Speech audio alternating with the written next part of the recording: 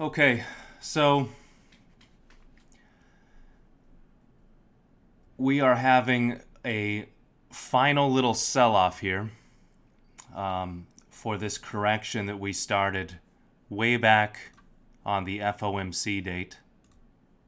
And that was back here. This guy right here. We figured that this FOMC on April 29th was going to trigger the May seasonality effect, that there's usually some kind of a pullback into somewhere around May 15th to May 22nd. And for election years, this seasonality profile, and I've got the past 8 elections on here for the election years filter, and the average bottom is on May 22nd. Now, we could still do whatever this little pop is and keep going down. I don't know. But I have to assume that somewhere close we are going to have this bottom and we climb into June. So the regular seasonality for this span that we've had hasn't really been aligned to normal seasonality this entire time, and that's just because of the craziness of this year. But that doesn't mean that on the tail end of some of the deep move that happens for seasonality that we can't, quote, realign to normal seasonality patterns. And that's what I think we have started doing over the last 3 sessions. This may continue down. I'm not sure. So the bounce that we're having here is we finally cleared this low on May 3rd for S&P 500 futures. And what I've got here is I'm not a huge Elliott wave fan, but, and I keep saying this, and I keep showing examples, but this is actually a classic example of some Elliott wave action that we're getting here. And I think that there could be a major play going on here today. And it looks like we've swooped down, hit the month pivot, which is this big fat P guy right here. This is the month Camarilla S3 pivot right below, which I really wanted to hit, but we didn't quite get there.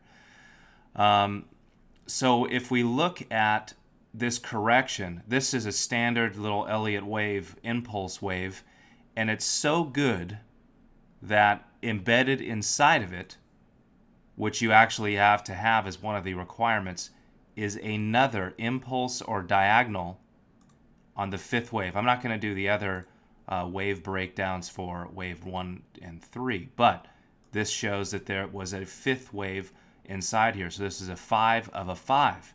And if you go even closer, you can see that there was yet another wave here. So 5 of 5 of 5. And that's kind of how, Elliott waves are supposed to work, I guess.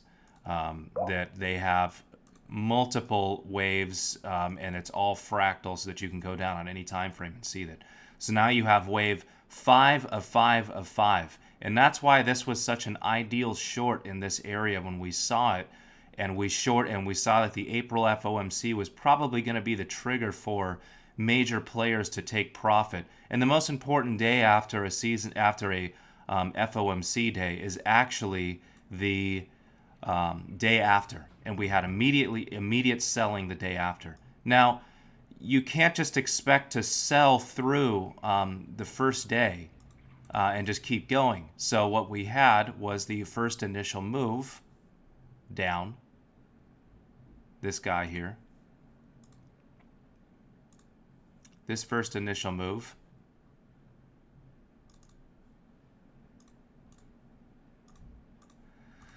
and then you have to have a retracement, because if you're going to form maybe, and I've got Kevin in the chat group that insists that this is a head and shoulders top, and it might be, but I have my doubts that you would form this as the head and the left shoulder as wave 3, and this was the right shoulder over here for a head and shoulders top.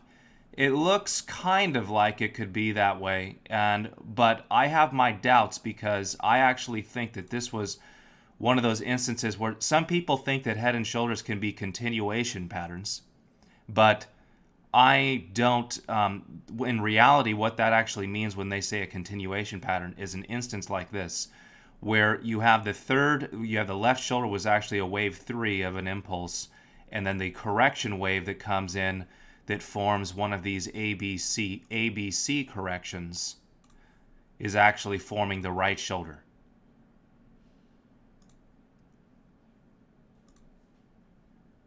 Like this. So if I take off this little pink guy right here, this ABC correction is actually just the next correction. And so in all of the ideas that I had, I talked about the fact that we could very well be doing something like this with an impulse up, zigzag correction, and then go back up for a fast move to retest this 200-day moving average up here, which I have marked right around here.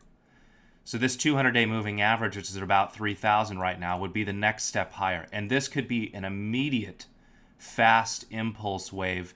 And if we don't bottom here, we have a couple of supports below. We've got this month Camarilla S3 pivot, which is right near the month pivot actually. And then we've got the 50-day moving average, which is what this this white line is right here. This guy right here is your 50-day moving average, 50-day SMA. And then the 200-week moving average is right here too. So 2,700 to 2,720 looks like another viable place where a bottom can actually occur. I don't know. We'll find out. If this actually was a head and shoulders top, I believe that the measured move, if you were actually going to do this, and 1 second.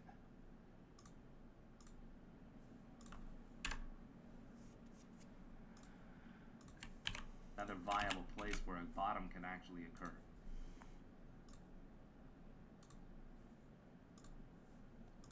So the measured move target is always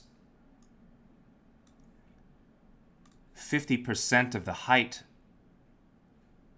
the maximum height from the head to the neckline. Take that value and attach it to the breakout point of the neckline, and 50% is 2716. So the head and shoulders target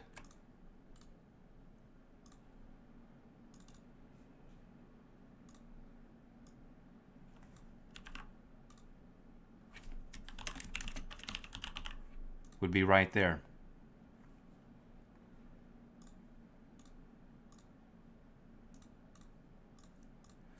So 2716 to 2720 with this 50-day moving average seems like a great location. If this is truly a head and shoulders, then we can expect a revisit here. Dow Jones Futures did something very similar, and this looks much more like a head and shoulders. The similar neckline, and we've got this month S3 on there also. This correction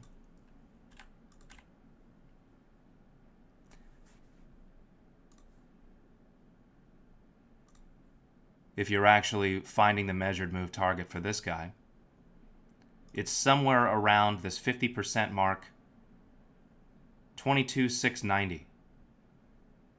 And the low of this candle just now was 22,704. So not quite there. 22,690.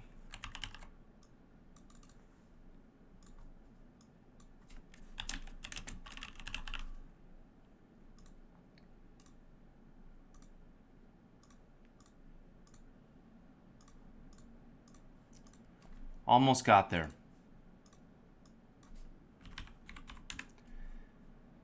We've also got the 50-day moving average that's helping support this. And that's what we just back tested at the bottom here. So this 50 DMA is helping support this guy. So if this is truly a head and shoulders top, then we can expect that we should have some kind of a hit there. And all of these targets are from that pattern site, which is actually still pretty good. On here, you can research it.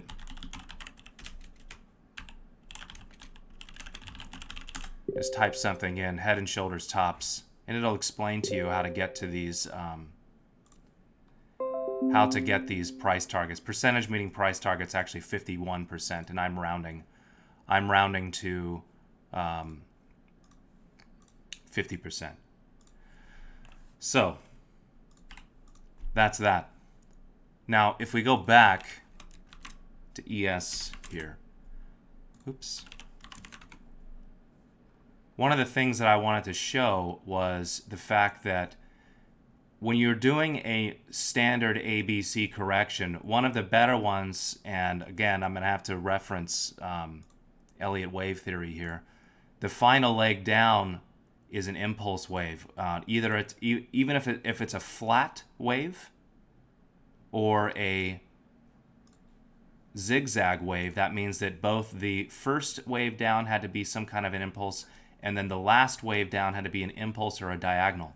So if this is what this is actually doing, which it's a valid impulse right now, but it could be that this fourth or this final fifth wave is actually an extended wave, and this is why I don't like Elliott wave theory. So to actually get down to this head and shoulders target, this 50% attachment from the head to the neckline, what that would actually have to mean is that the fifth wave is actually an extended impulse or an extended diagonal wave. And this is why Elliott wave is subjective, because you can just keep doing these extended patterns where this guy is an extended wave of the fifth wave. And let me find a different color that we can use here. So now you have a fifth wave here, where you've got a 1, 2, 3, 4, 5 with the green wave, and the fifth wave is actually another extended wave on the way down. So 1, 2, 3, 4, 5, which would be a diagonal and would put the final point right on this head and shoulders target. And this is why Elliott wave theory is so difficult, is because you can do this to any one of the waves as many times as you want, and you can have extended waves. I can do this fifth wave here on this blue guy and do yet another extended wave, and it just keeps going and going. So eventually you have to just call it quits and figure it out. So if this is what we're currently doing, then the target is somewhere around 2716 to 2720 for a head and shoulders target. And then that would bring this C wave down to here at the end, and that would be the final correction target.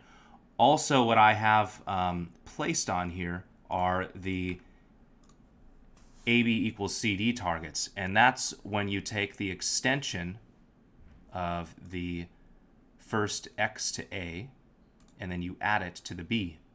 And whatever that one value is, that's where you're getting these these AB equals CD targets. So 1 is 2753. So that's where that AB equals CD target is, and we almost got there, but not quite. Dow Jones definitely got there. Remember, I had it marked here. AB equals CD was 22,887, and that's where I collected the majority of my profit, was on Dow Jones, was right at this AB equals CD level. And maybe took a little bit more off that 50-day moving average right there. I have no more Dow Jones shorts. Russell 2000 had a big bounce, and this is where I get into using the, where I really like using the 21-day Donchian channels. So this yellow channel here is the 21-day lowest close and highest close of Russell 2000 futures. And in the background, I have this 50 Bollinger Band that's around this 50 DMA. So there's kind of a lot of noise on here, but it's on purpose. So this AB equals CD level, if I go into it, was struck. Same idea. Take the height from this wave here and add it to the point B, and you get 1187 about. That's where I took the vast majority of profit. I really wanted it to get to this lowest close here, but it did not quite make it on this 21-day lowest close. Almost super close, but they took it out. So Russell 2000 in this parallel channel in magenta right here, it broke out on this day. And on that day, right at the breakout, was a huge amount of volume. That's what you want to see on a breakout of a channel. When it's actually a real breakout, you want to see a lot of volume happen right on the breakout, which means that a lot of people got stopped out, and then larger money stepped in and actually shorted it. So this could be a retest, and we keep going down, but I don't know. These were very specific patterns that we were trading to make these trades happen. This was FOMC at the top there on April 29th, and this was almost a perfect Gartley pattern that was formed. And I don't usually trade these, but it was just too good. A perfect Gartley pattern usually has an XD retracement of 78.6, so this was extremely close. And AC is 61.8%, so pretty close. And then the first target down would be 61.8% of this CD leg down, then 120, these are all Fibonacci numbers, 127.2% of this leg down. So if I took the attachment points here on CD, you'll find 127.2 right here. That's where I derive that number. And then the final one is the AB equals CD, meaning this outer giant wave that you actually could be doing. So you're just moving through the levels. That's what we're doing. Just moving through the levels. AB equals CD was right there. If this whole thing was one big correction, the final wave down for the C wave is always the most violent. And that's what we're doing right now. And this looks like a nice impulse wave with maybe one more retest low, maybe. At that point, I would actually assume that this was a move up, and then we actually move up one more time and perhaps get this 200-day moving average.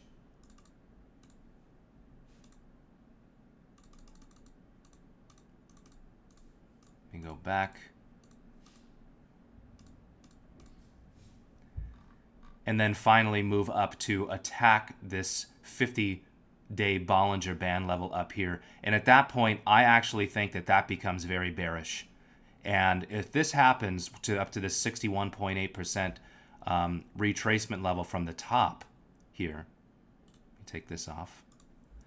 If that happens, I think that this would actually be very bearish right around this area. This would actually be a flat wave, and this wave would be very fast, and then actually have a chance to descend down and come down maybe towards this area somewhere. The way that these Bollinger Bands are expanding, when I see something attack the opposite side and they're doing a big expansion wave down because of the huge sell-off after being mostly consolidated on the way up, usually you do some retest down at the lower band again. So you go up and then have a big wave down here.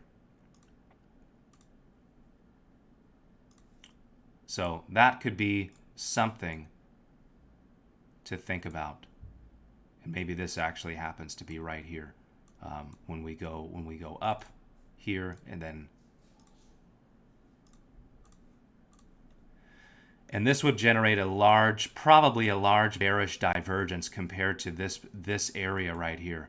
And you probably would be able to notice it on something like my Larry Connors RSI, which is actually getting to be oversold today. One of the reasons why I'm a buyer, small amounts as a buyer in anticipation of a move like this probably presenting itself in the next couple of sessions. Remember again that we still have to deal with on average seasonality for election years, and there's still maybe 7 to 8 days left of this move. The other thing to talk about was the fact that we had so many, and I mentioned this in a Twitter post. Let me see if I can get this up here. In a Twitter post a couple days ago, we had the block summary for sectors in the last 3 days. And there was a huge amount of selling that occurred on May 14th, or May 12th, I mean. May 12th had unprecedented amounts, so all these categories of May 12th had a huge amount of selling in every single sector. You've got real estate, financials all selling. The little red heart means that that's the block price. This is the price that these live blocks occurred. Or dark pool blocks, the ones that have a little dot next to them. It's a recent feature I just added. We're currently 4.3% below these blocks on financials, and they were humongous blocks. A single block trade of 3.2 million shares. The volume is represented in thousands. So this is 3.2 million shares. A 6.8 million dark pool block sold at this price. We're 3% beneath it. This is for healthcare. Energy, 3 million block, 2 million block. We're 6 for May 12th again, 6% below that. They just dumped everything. Either they took profit or they dumped it all. And what is this? Consumer staples, utilities, industrials, biotech. What is this? XLY is, I can't remember what that is. Discretionary, I'm sorry. And then tech. So they sold the entire SPDR sector on May 12th, and we're still 2, 3, 4, 5% beneath those levels. So I have to wait until we see some kind of buying today.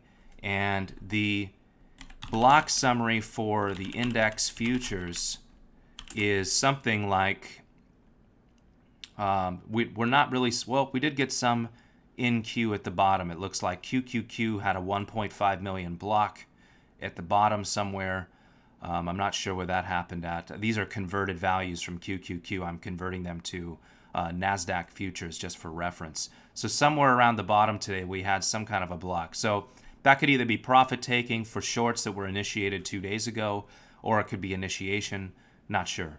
We're still beneath all of them for S&P 500 today. So these are dark pool blocks, and we are selling beneath those.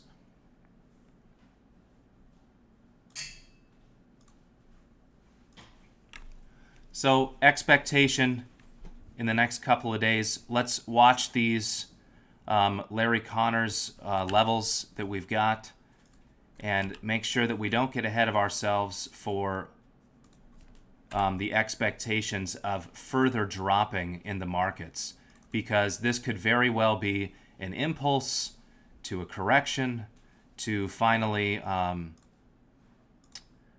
me get a better chart here, to finally having a bottom somewhere around here. The other thing to look at is the fact that ignore the noise up here. The MACD finally had a cross under in the last 2 days.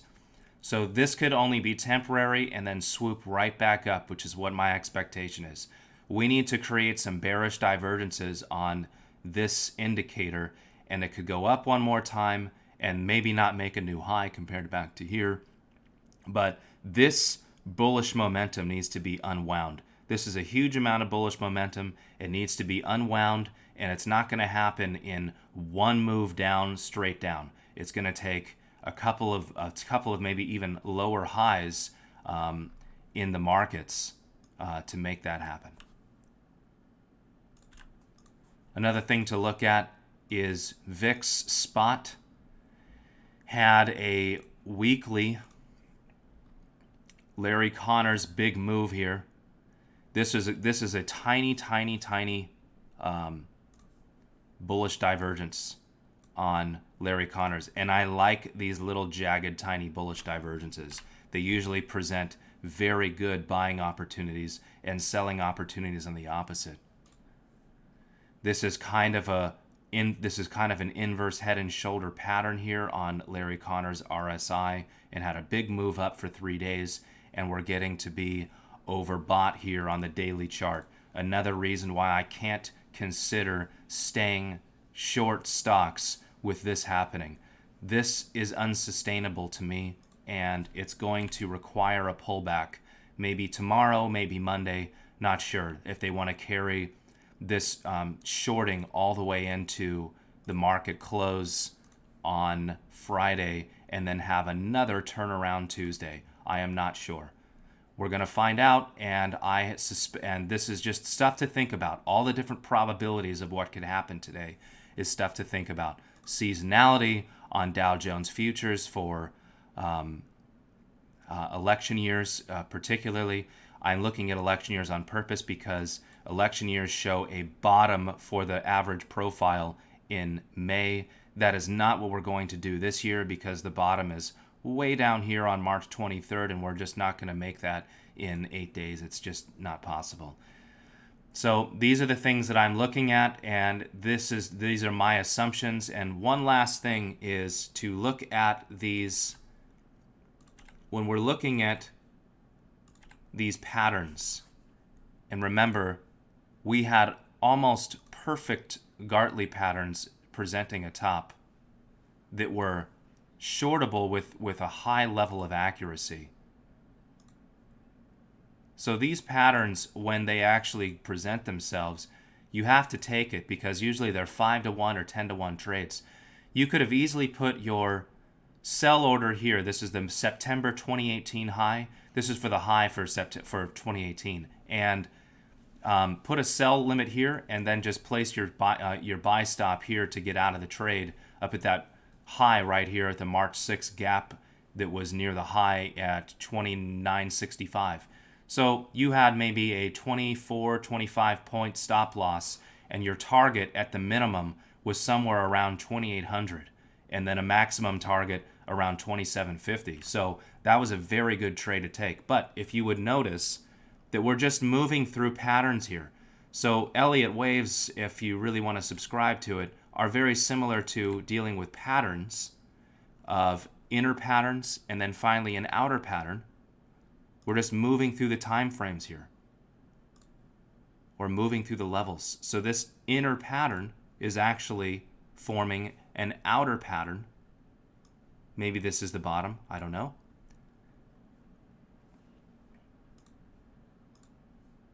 And this is an outer wave.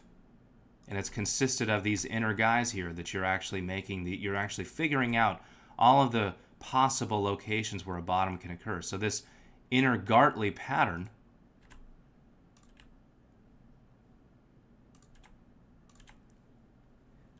is actually the ABC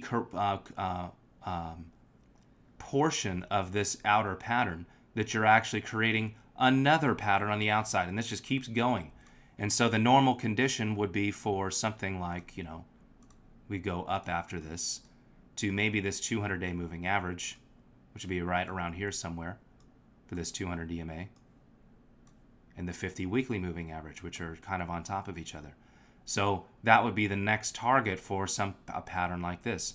And I suspect that, we're going to find out in the next couple of days. So I'm positioning myself with small longs to take advantage of the fact that this could very well be happening. And by the time we get to the seasonality end here, look how the move up from the bottom of seasonality is a solid move up. That's exactly what you would expect after an impulse to correction to the next leg up, or a Gartley pattern like this that's forming itself. If this is an AB equals CD pattern, you would expect an immediate move back up. It's going to be fast. It's not going to be slow. And people are going to miss out. And all of the people that were trying to short this on the way down that weren't prepared at points A and point C like we were are going to think that there's more downside. And that's just what I'm going to say. I'm not talking about people in the group. I'm talking about general traders that think that there's just going to be continuous downside. I don't think so. I think that we have created a 300 point or so range in the S&P 500, maybe down to here to the 200 month or 200 week moving average. I think that we're going to be in a range like this for a while. Maybe this range has moved up to the 200-day.